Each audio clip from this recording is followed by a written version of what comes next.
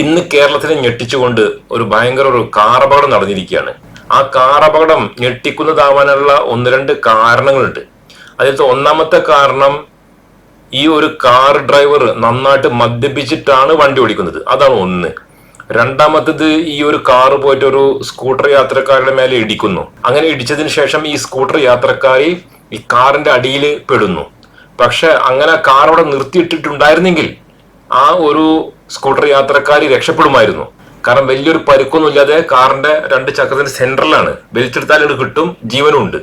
അങ്ങനെ കിടന്നിരുന്ന ഒരു സ്കൂട്ടർ യാത്രക്കാരനെ അതേ ഡ്രൈവർ അങ്ങോട്ടും ഇങ്ങോട്ടും കാറ് 4-5 പ്രാവശ്യം ഓടിച്ച് ദേഹത്തു കൂടെ കയറ്റിയിട്ട് രക്ഷപ്പെട്ടു കൊടുത്ത്. അത് കാരണം ആ ഒരു സ്കൂട്ടർ യാത്രക്കാരി മരണപ്പെട്ടു. ഇതിനൊക്കെ പുറമെ ഏറ്റവും സുപ്രധാനമായൊരു കാര്യം, ഈ ഒരു കാറിന്റെ ഉള്ളിൽ ഉണ്ടായിരുന്നത് ഒരു ലേഡി ഡോക്ടറാണ്. ഈ ലേഡി ഡോക്ടർ ആളുകളുടെ ജീവൻ രക്ഷിക്കാൻ വേണ്ടിയിട്ട് പ്രതിജ്ഞ ചെയ്ത് നടക്കുന്ന ആൾക്കാരാണ് ഡോക്ടർമാര്. അങ്ങനത്തെ സ്ഥലത്ത് ഈ ഒരു ലേഡി ഡോക്ടർ ആ ഒരു ഡ്രൈവറിനോട് വേഗം സ്ഥലം വിട് എന്ന് പറഞ്ഞിട്ട് തോളിമ കൊട്ടിയിട്ട് ഇങ്ങനെ പോവാൻ പറഞ്ഞു. അങ്ങനെ പോവാൻ പറഞ്ഞപ്പോഴാണ് ആ ഒരു ഡ്രൈവർ പോകുന്നത്. അപ്പോ ഈ ഒരു കാറിന്റെ അടിയിൽ പെട്ട ഈ ഒരു മനുഷ്യന്റെ ജീവന് യാതൊരു വിലയും കൽപ്പിക്കാതെയാണ് ഒരു ഡോക്ടർ കാർ എടുത്ത് പോകാൻ വേണ്ടിയിട്ട് ആ ഒരു ഡ്രൈവറിനോട് പറയുന്നത്. അത്രയും ഞെട്ടിക്കുന്ന ഒരു കാര്യം. അതിനെ കുറിച്ച് ഒരു ദൃക്സാക്ഷി തന്നെ പറയാൻ കേട്ടു നോക്കാം.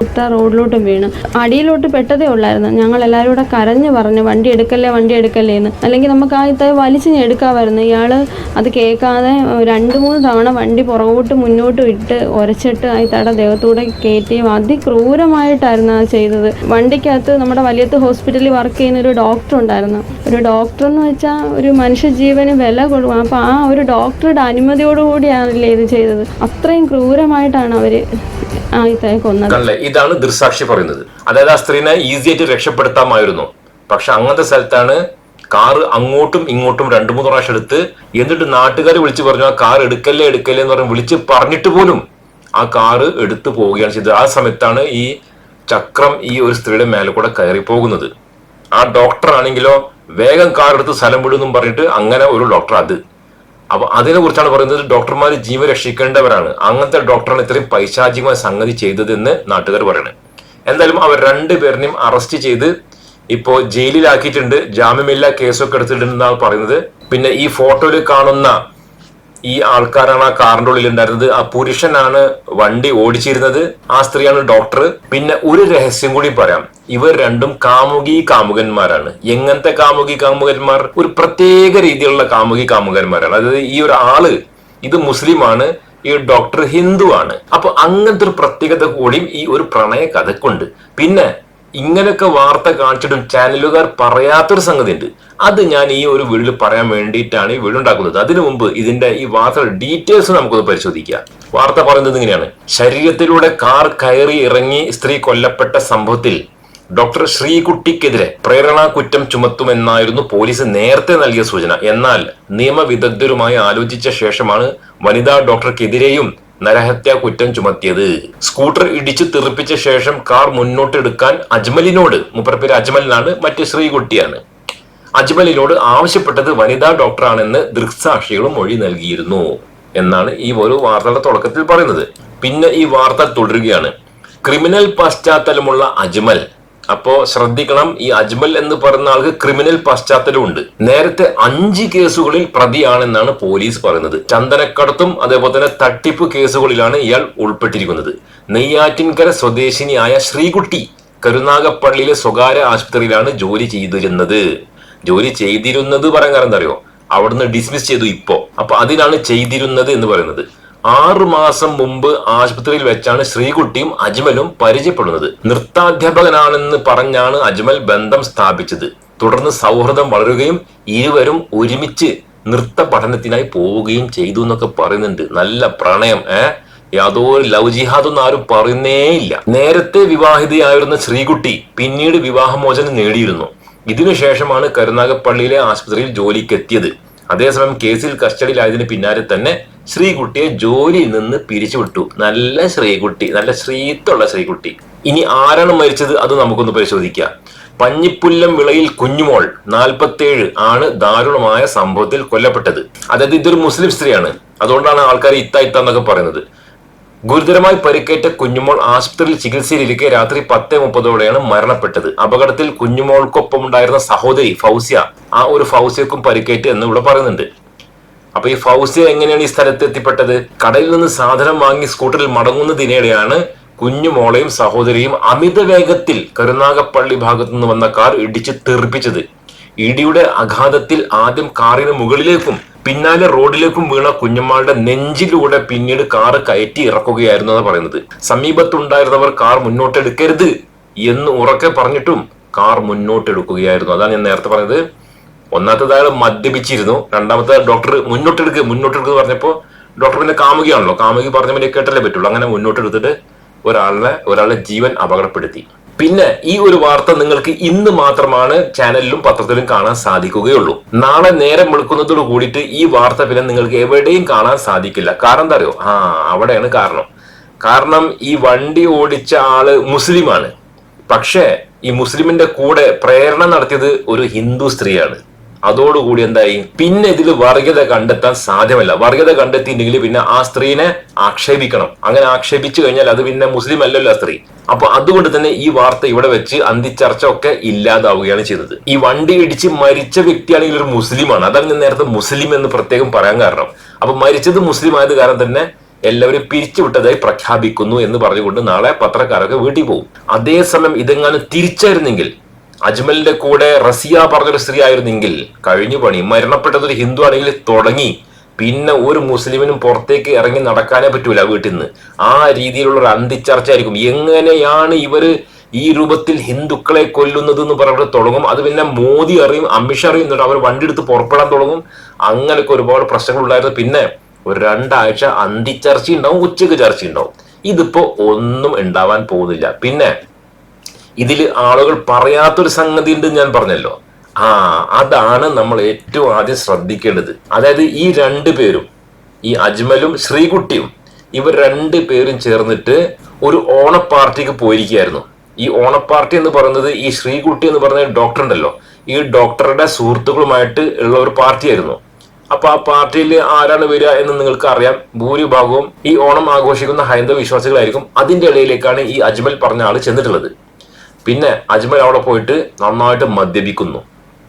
അപ്പൊ മദ്യപിക്കുന്നു, ഇയാളൊരു ക്രിമിനലാണ്, അതോടൊപ്പം തന്നെ ഒരു ഹിന്ദു സ്ത്രീനെ വെച്ചിരിക്കുന്നു. പക്ഷേ ഇതെങ്ങാനും ഇപ്പൊ നേരെ തിരിച്ചായിരുന്നെങ്കിൽ, അതായത് ആ ഒരു കാറിന്റെ ഉള്ളില് ആ ഒരു ഹിന്ദു ഡോക്ടർ ഇല്ലായിരുന്നെങ്കിൽ എന്താ പറയാറോ, ഇവരുടെ മതമാണ് ഇതിന് കാരണം, ഇവരുടെ ഗ്രന്ഥമാണ് ഇതിന് കാരണം, ഇവരുടെ പ്രവാചകനാണ് ഇതിന് കാരണം പറഞ്ഞ് നേരെ ഇസ്ലാം മതത്തിലേക്ക് എടുത്തൊരൊറ്റ ചാട്ടായിരിക്കും. ഏത് ഇത്ര വലിയ കള്ളുകൂടിയൻ ചതിയൻ കേസിൽ പെട്ട ആള് ഇതാണിപ്പോ ഇസ്ലാം, ഇതാണ് മുസ്ലിം, ഇങ്ങനെയാണ് മുസ്ലിം ഉണ്ടാവുക? ഒരിക്കലല്ലോ. പക്ഷെ എന്നാലും ആ പേര് മാത്രം മതി. ഞങ്ങൾക്ക് അയാൾ എങ്ങനെ ജീവിക്കുന്നു എന്ന് അറിയേണ്ട ആവശ്യമില്ല, അയാളുടെ പേര് മാത്രം മതി നിങ്ങളുടെ മതത്തിനെ അവഹേളിക്കാന്ന് പറഞ്ഞിട്ട് എല്ലാവരും കൂടി ചാടി പുറപ്പെടുമായിരുന്നു. ഇപ്പൊ എല്ലാവരുടെ വായിൽ പഴം തിരികെ വെച്ചിരിക്കുകയാണ്. പിന്നെ ഓണ ദിവസം എന്ന് പറഞ്ഞാൽ തന്നെ മദ്യപിക്കാനുള്ള ദിവസമാണ്. ഈ വാർത്ത നിങ്ങൾ നോക്കിയ എന്താ പറയുന്നത്? ഇത് കഴിഞ്ഞ വർഷത്തെ കണക്കാണ് പറയുന്നത്. ഈ വർഷം ഇതിലും കൂടുതലാണ് കേട്ടോ. കഴിഞ്ഞ വർഷത്തെ കാര്യം പറയാണ്. അതായത് 124 കോടി രൂപയുടെ മദ്യമാത്ര ഇത്രാണ്ട നാളിൽ, ഓണത്തിന്റെ ആദ്യത്തെ ഒരേ ഒരു ദിവസത്തിൽ മാത്രം ജനങ്ങൾ വാങ്ങിക്കുടിച്ചത് എന്നാണ് പറയുന്നത്. ജനങ്ങൾ എന്ന് പറയുമ്പോൾ ഓണം ആഘോഷിക്കുന്നവർ. 124 കോടി ഒരൊറ്റ ദിവസം. 10 ദിവസം ആവുമ്പോഴേക്കിനും 1000 കോടി കടക്കും. എന്ത്? മദ്യം കുടിച്ചിട്ട്. പിന്നെ ഇവിടെ പറയുന്നത് കഴിഞ്ഞ വർഷം അത് 116 കോടിയായിരുന്നു എന്നാണ് പറയുന്നത്. അപ്പോ മദ്യം ചെലവാകുന്ന ഒരു ദിവസമാണ് ഓണം എന്ന് പറയുന്നത്. അപ്പൊ ഇങ്ങനത്തെ ഒരു ആഘോഷത്തിലേക്കാണ് ഈ ഒരു അജ്മൽ എന്ന് പറയുന്ന മുസ്ലിം നാമധാരി ചെന്നിട്ടുള്ളത്. ഞാനിത് കഴിഞ്ഞ വീഡിയോയിൽ പ്രത്യേകം പറഞ്ഞതാണ്, ഈ ഓണത്തിനൊന്നും മുസ്ലിങ്ങൾ പങ്കെടുക്കേണ്ട ആവശ്യമില്ല. ഒരു മതസ്ഥരുടെ ഭാഗമായിക്കൊണ്ട് മതേതരവാദികളെന്ന് കാണിക്കേണ്ട ആവശ്യമൊന്നുമില്ല. ഇനി അഥവാ വല്ല ലക്ഷണം കിട്ടിയിട്ടുണ്ടെങ്കിൽ ഭക്ഷണത്തിനാണല്ലോ ലക്ഷണം കിട്ടുക, ഭക്ഷണമാണല്ലോ പ്രധാന സംഗതി. അങ്ങനെ ആ ഭക്ഷണം കഴിച്ച് പോരാ എന്നല്ലാതെ അവിടെ പോയിട്ട് പിന്നെ കൂത്താടുക, ഡാൻസ് കളിക്കുക, പിന്നെ എന്തൊക്കെ സാധനങ്ങൾ വരച്ചുണ്ടാക്കുക, പിന്നെ മദ്യം കുടിക്കുക, പിന്നെ കുറെ സൊറ പറയുക, സ്ത്രീകളായിട്ട് പുരുഷന്മാരായിട്ട് സ്ത്രീകൾ ഇങ്ങനെ ആടിക്കൊഴുക, ഇതിന്റെ ഒന്നും ആവശ്യമില്ല. ഒരു മുസ്ലിം സത്യവിശ്വാസി ആണെങ്കിൽ ഒന്നിക്കൽ പോവാതിരിക്കുക, അല്ലെങ്കിൽ പോയിട്ട് ഭക്ഷണം കഴിച്ച് തിരിച്ചു വരിക. ഇത് കണ്ടേ അവരിൽ ഒരാളായി മാറി മദ്യപിച്ച് കാർ ഓടിച്ച് എന്നിട്ട് എന്തായി, ഒരു വ്യക്തിയുടെ ജീവൻ നഷ്ടപ്പെടുകയും ചെയ്തു. ഇപ്പൊ ഈ ഓണം നടക്കുമ്പോ നിങ്ങൾ ഈ 24 hours ഇസ്ലാമിനെ ചീത്ത പറയുന്ന, മുസ്ലിങ്ങളെ ചീത്ത പറയുന്ന ആൾക്കാരൊക്കെ ഉണ്ടല്ലോ, ഒരുപാട് നിരീശ്വരവാദികൾ, എക്സ് മുസ്ലിം എന്നൊക്കെ പറഞ്ഞിട്ട് കുറെ കച്ചകെട്ടി ഇറങ്ങിയ ആൾക്കാർ, ഇവര് ഈ ഓണത്തിനെ കുറിച്ച് ഒരു അക്ഷരം മിണ്ടൂല. പക്ഷെ അതേസമയം ഈ ഓണം എങ്ങാനും ഇതേ ഓണം എങ്ങാനും മുസ്ലിങ്ങളുടെ ആഘോഷമായിരുന്നെങ്കിൽ എന്തായിരിക്കും അവസ്ഥ? അതിനെക്കുറിച്ച് ഒരാൾ ഒരു പോസ്റ്റ് ഇട്ടിരിക്കുകയാണ്. അത് പറയുന്നത് ഇങ്ങനെയാണ്. അതായത് ആദ്യം തന്നെ പറയുന്നത്, ഓണം എങ്ങാനും മുസ്ലിം ആഘോഷമായിരുന്നെങ്കിൽ ആവിഷ്കാരവാദികൾ മലക്കം മറിയുമായിരുന്നു എന്ന് പറഞ്ഞാൽ തുടങ്ങുന്നത്. എന്നിട്ട് പറയാണ് ഇതേ ഓണത്തിനെ കുറിച്ച് ഈ പറയുന്ന നിരീശ്വരവാദികളും സംഘികളും ക്രിസംഘികളും എക്സ് മുസ്ലിങ്ങളൊക്കെ പറയുന്നത് ഇങ്ങനെയായിരിക്കും. എങ്ങനെയായിരിക്കും? ഇതങ്ങനെ. ഓണത്തിന് 2-3 ദിവസങ്ങൾ മുന്നേയുള്ള പ്രമുഖ ആളുകളുടെ പോസ്റ്റുകൾ ഇങ്ങനെയായിരിക്കും. രവിശങ്കരൻ മൂപ്പരിങ്ങനായിരിക്കും പറയാം, നന്നായി ഭരിച്ചുകൊണ്ടിരുന്ന രാജാവിനെ മാറ്റാൻ ആരോ പാര വെച്ചപ്പോൾ അത് തെറ്റാണെന്ന് മനസ്സിലാക്കാൻ പോലും കഴിവില്ലാത്ത ദൈവം പുള്ളിനെ എടുത്തങ്ങ് പാതാളത്തിലേക്ക് തട്ടി. എന്നിട്ട് വിശാല മനസ്കനായ ദൈവം വർഷത്തിലൊരിക്കൽ വിസിറ്റ് ചെയ്യാനുള്ള അനുമതി കൊടുത്തു. ഇതൊക്കെ 6-ാം നൂറ്റാണ്ടിലെ സോഫ്റ്റ്വെയറിന്റെ പ്രശ്നങ്ങളാണ്. മാത്രമല്ല പാതാളത്തിൽ നിന്ന് ബലൂൺ പോലും ഇല്ലാതെ, ഹൈഡ്രജൻ ബലൂൺ ഒന്നും ഇല്ലാതെ എങ്ങനെയാണ് പുറത്തേക്ക് വരിക എന്നൊക്കെ ചോദിച്ചിട്ട് 100 തരം ചോദ്യശരങ്ങൾ തൊടുത്തു വിടുമായിരുന്നു. ഈ ഒരു ഓണ ദിവസം ഇസ്ലാമികമായിരുന്നെങ്കിൽ അപ്പൊ പിന്നെ ആ ദിവസം പറയും, കണ്ണിലെ ഈ മുസ്ലിങ്ങൾ എത്ര ക്രൂരന്മാരാണ്, ഉള്ള പച്ചക്കറിയും സസ്യങ്ങളൊക്കെ കണ്ണിലെ വെട്ടി മുറിച്ച് അവർക്കൊക്കെ എത്ര വേദിക്കും, ആ ചെടിക്കൊക്കെ എത്ര വേദന ഉണ്ടാവും, അവർ കണ്ടില്ല ഇതൊക്കെ ക്രൂരമായിട്ട് കണ്ടില്ലേ, ആ അരിയൊക്കെ കണ്ടില്ലേ അങ്ങനെ വേവിച്ചിട്ട് തീയിലിട്ട് തിളച്ച വെള്ളത്തിലിട്ട് വേവിക്കണല്ലേ, ആ അരിക്കൊക്കെ എന്ത് വേദന ഉണ്ടാവും, എന്നിട്ട് എന്ത് ക്രൂരന്മാരാണ് ഒരു കണ്ണിലെ എത്ര നശിപ്പിക്കണെന്നൊക്കെ പറഞ്ഞിട്ട് അങ്ങനെ ആയിരിക്കും പിന്നെ ചർച്ച. പക്ഷെ ഇപ്പൊ അതല്ലാത്തത് കൊണ്ട് യാതൊരു പ്രശ്നമില്ല. ഇപ്പൊ നിങ്ങൾക്ക് ഓർമ്മ ഉണ്ടല്ലോ, ഈദ് ദിവസമാണ് ഇവർക്ക് ഈ പശുക്കളോടൊക്കെ ഭയങ്കര സ്നേഹം തോന്നുക, ആടിനോടൊക്കെ ഭയങ്കര സ്നേഹം തോന്നുക ഈദ് ദിവസം മാത്രം. ഈദ് കഴിഞ്ഞാൽ പിന്നെ നോക്കുമ്പോൾ എല്ലാ സ്ഥലത്തും ബീഫ് കയറ്റുമതി ചെയ്യുന്ന ഒരു ആഘോഷമായിരിക്കും നടക്കുന്നുണ്ടാവുക. അതൊന്നും യാതൊരു കുഴപ്പമില്ല. ആ ഒരു പെരുന്നാൾ ദിവസം വന്നാൽ പിന്നെ തുടങ്ങും. ഉത്തരേന്ത്യയിലൊക്കെ ഭയങ്കര സ്നേഹമാണ് മൃഗങ്ങളോട്. പിന്നെ അതേപോലെ തന്നെ സാമൂഹിക മാധ്യമങ്ങളിൽ, കേരളത്തിൽ വരെ നിങ്ങൾ എന്തിനാണ് ആടിനെ കൊല്ലുന്നത്, എന്തിനാണ് അവർക്കും ജീവിക്കാനുള്ള അവകാശമില്ലേ, ആ പശുക്കൾക്കൊക്കെ ജീവിക്കാനുള്ള അവകാശമില്ലേ പറഞ്ഞിട്ട് തുടങ്ങും. ഇതാണ് അവസ്ഥ. അതായത് മുസ്ലിങ്ങൾ എന്ത് ചെയ്താലും ഒക്കെ കുറ്റാണ്. അപ്പൊ അതുകൊണ്ട് തന്നെ ഈ ഒരു വാഹനാപകടം ഇനി അന്തിച്ചർച്ച ഉണ്ടാവില്ല. അതുകൊണ്ട് ഒരു മുടിനാരഴയൊക്കെ മിസ്സായി പോയി എന്ന് വേണമെങ്കിൽ നമുക്ക് പറയാം. ആ ഒരു കാറിന്റെ ഉള്ളില് ആ ഒരു പുരുഷനും സ്ത്രീ മുസ്ലിം ആയിരുന്നെങ്കിൽ നല്ല രസമുണ്ടായിരുന്നു അവിടെ കാണാൻ. പിന്നെ ഈ മദ്യത്തിന്റെ കാര്യം പറഞ്ഞല്ലോ, അതായത് ഏതൊരു ആഘോഷമായാലും ഓണമായാലും ക്രിസ്മസ് ആയാലും ഒക്കെ നല്ല മദ്യം ചെലവാകും. ക്രിസ്മസിന്റെ ദിവസം ഇങ്ങനെ തന്നെയാണ്. ഇന്ത്യ ഒട്ടും ആകെ ഈ മദ്യത്തിൽ ഇങ്ങനെ ഒഴുകിയായിരിക്കും. ഓണം പിന്നെ കേരളത്തിൽ മാത്രമായത് കാരണം വേറെയുള്ള സ്ഥലത്തൊക്കെ ആ ദിവസം മദ്യത്തിന് ഒരു റെക്കോർഡ് വരുന്നില്ല എന്നുള്ളൂ. അപ്പൊ ഇത് കാരണമാണ്. അതേസമയം ഒരു പെരുന്നാൾ, ഒരു ഈദ് വന്നു കഴിഞ്ഞാൽ, മുസ്ലിങ്ങളുടെ ഒരു ആഘോഷം വന്നു കഴിഞ്ഞാൽ ആ ദിവസം മദ്യം കഴിക്കുന്ന മുസ്ലിങ്ങൾ പോലും മദ്യം കഴിക്കില്ല. എന്ന് വെച്ചാൽ മദ്യത്തിന്റെ ചെലവ് മൊത്തത്തിൽ അങ്ങനെ നെഗറ്റീവിലേക്ക് പോകും. അതുകൊണ്ടാണ് ഈ ഉത്തരേന്ത്യയിലൊക്കെ സംഘി ക്രിസംഘികളൊക്കെ ഈ മുസ്ലിം പള്ളികൾക്ക് നേരെ കല്ലെടുത്തെറിയുന്നതും വാളെടുത്ത് വീശിയിട്ട് ബോംബൊക്കെ എറിയുന്നതും. കാരണം ഞങ്ങൾ അഴിഞ്ഞാട്ടക്കാരാണ്, ഞങ്ങളെപ്പോലെ നിങ്ങൾ എന്തുകൊണ്ടാകുന്നില്ല എന്നുള്ള അസൂയ മൂത്തിട്ടാണ് അതൊക്കെ ചെയ്യുന്നത്. അപ്പൊ ഇതുകൊണ്ടൊന്നും ഇത് അവസാനിക്കാൻ പോകുന്നില്ല. ഇനി ഇതുപോലത്തെ വല്ല അപകടങ്ങളൊക്കെ വന്നാല് പിന്നെ അതിൽ വല്ല പേര് മുസ്ലിം പേരൊക്കെ കിട്ടിയാൽ ഇനി ഇതിന്റെ പ്രതികാരം കൂടി അന്ന് വെച്ച് തീർക്കും. ഏത് രീതിയിലാണോ ഡൊമിനിക് മാർട്ടിൻ പറഞ്ഞ ഒരു ക്രിസ്ത്യൻ ഭീകരവാദി ബോംബ് വെച്ചപ്പോഴെങ്കിലും അത് ക്രിസ്ത്യാനിയാണെന്ന് അറിഞ്ഞിട്ട് പോലും 2 ആഴ്ച മുസ്ലിങ്ങൾ ചെയ്തു, ഹമാസ് ചെയ്തു എന്നൊക്കെ പറഞ്ഞ് ചർച്ച ചെയ്തില്ലേ, അതേപോലെ ഇനി ഒരു പ്രതികാര നടപടി ഉണ്ടാവുന്ന കാര്യത്തിൽ ഒരു സംശയം വേണ്ട. അപ്പോൾ ഈ ഒരു വീഡിയോയിൽ ഇത്രമാത്രം പറഞ്ഞുകൊണ്ട് അവസാനിപ്പിക്കുകയാണ്. അടുത്ത വീഡിയോയിൽ കാണാം. ബൈ.